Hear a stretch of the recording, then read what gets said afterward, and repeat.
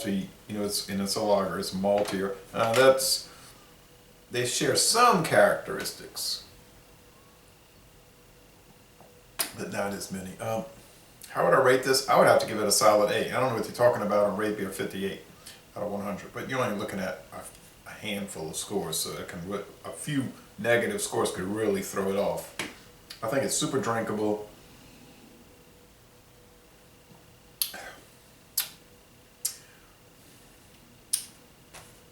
Nothing wrong with it. So, Laissez-les Bon Temps Relais, an A beer, a most excellent beer. Thanks again, John and Charles, and I'm going to end this review by saying, y'all come on down to Southeastern Louisiana.